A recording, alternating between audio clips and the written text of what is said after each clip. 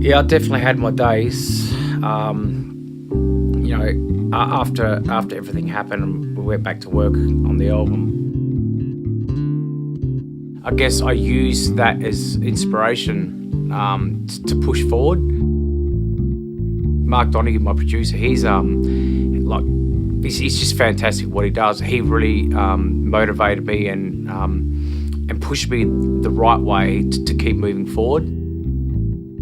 Once we decided what we were going to do, it wasn't a sad thing, it was a positive thing. We really felt like, hey, if we can make this happen, how good will that be? We had a situation where this track was going to be scrapped because Wayne was instrumental in this.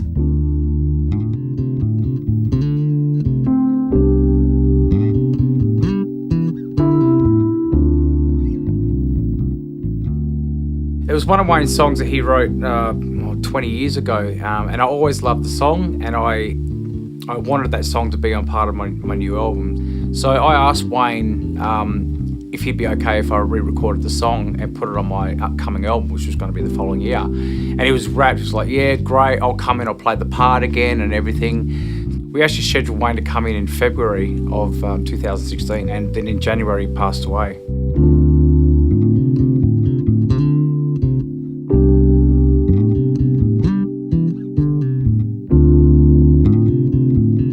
It's just devastating, and so much talent and so much to live for.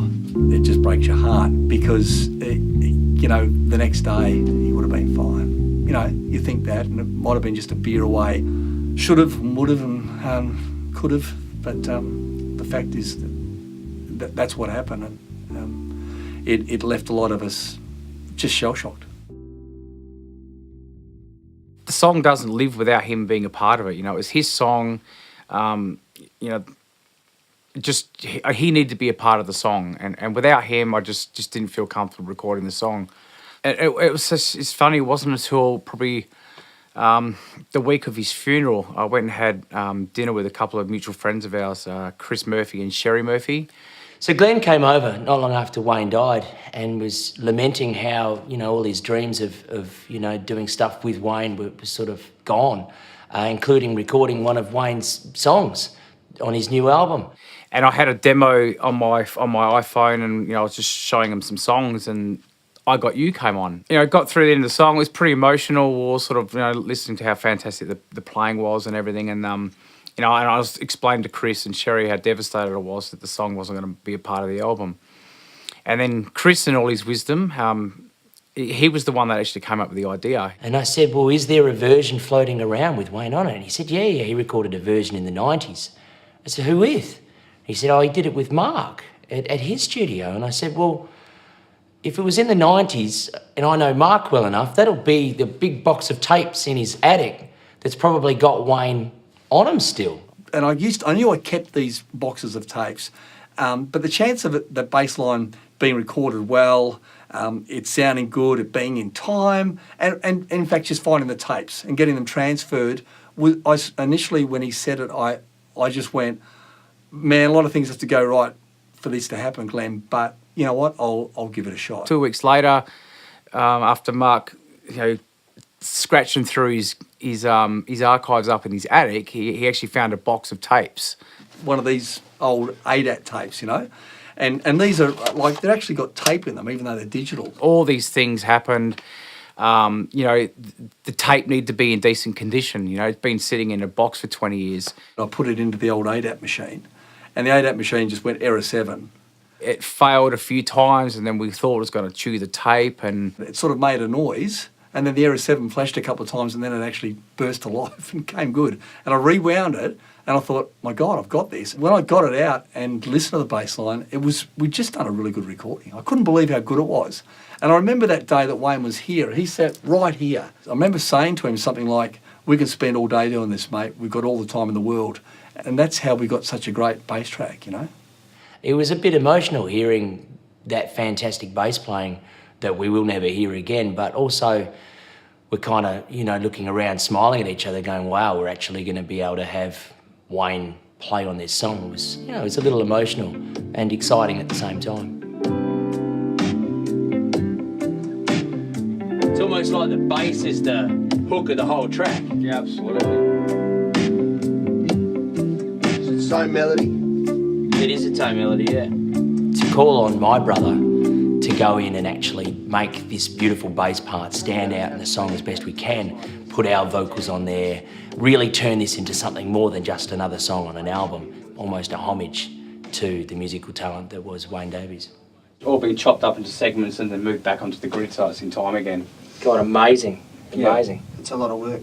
But it still sounds as smooth as if he just on the fly. Yeah, it definitely kept its integrity, you know. Kept his feel. Absolutely. Yeah. We could turn that into a melody as opposed to just keeping it as a... What do you Like- mean? To replicate the bass line with a Yeah, harmony? so he's going... boom, boom, boom, boom, boom, yeah. So sing that along with it. Yeah, build like a block of harmonies doing that or something. I love it. I love it.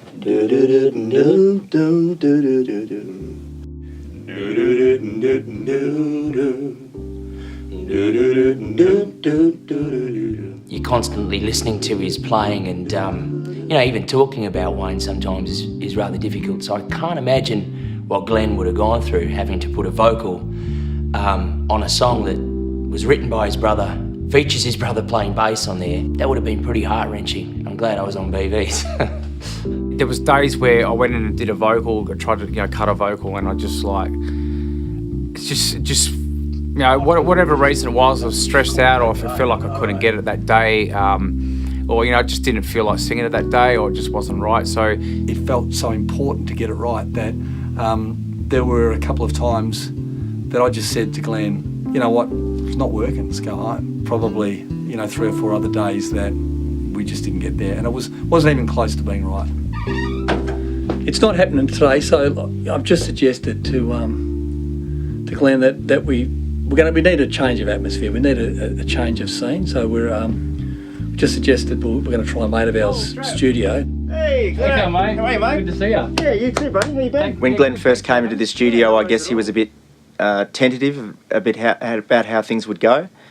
And as it turns out, he was really relaxed when he came in. And as a result of that, we got some really good vocals. And most importantly, Glenn was super happy with the result. Yeah, it's gone by then. So there's your fade out line. Yeah, so that might be on the fade, yeah. It's amazing, just, you know, a little bit of change of atmosphere. It really helped me with my headspace in regarding to doing my own head in with this song. The thing I was never going to get a result. So just a little bit of a change of landscape really helped me to put in the vocal that I really wanted to have in the end. And it looks like we may have it, so I'm really happy. It was actually quite nice to hear Wayne's bass playing on the song. I've said it in the past that he's one of the best bass players I've ever worked with. So to actually hear him again playing the way he plays was a really nice feeling. I can see why Glenn himself is so emotionally attached to this song because A, written by Wayne, and also Wayne playing the sort of bass that he plays so well. He was the reason I started music to begin with, you know. I was always the little brother, you know, trying to push my way into whatever he was doing, you know. I used to be, you know, I was a roadie for him first, and then, you know, I was, you know, I picked up and started playing guitar because of him, and then I thought I got good enough to join a band, so I, you know, pleaded with him to let me join his band. And if it was Wayne just playing bass, great, and the track, that'd be fantastic too. But this is a song that Wayne had written, was based around this bass line, and now we've made this whole bass line come to life. And it made it feel very special. So the little circle of people that helped put this song together were Wayne's best mates. And I know that he would be happy that you know, that song didn't just sit in a, you know, in a cardboard box in an attic somewhere, and that, you know, people are going to hear it again.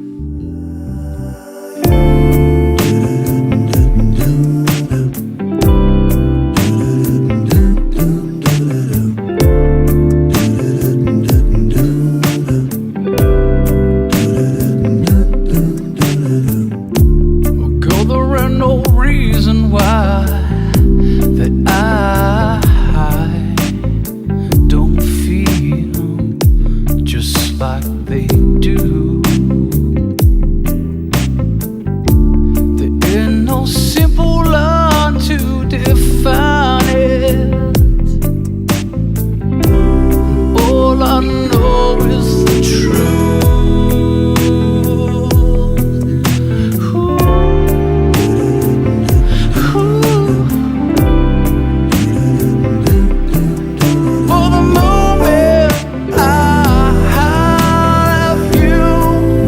every day.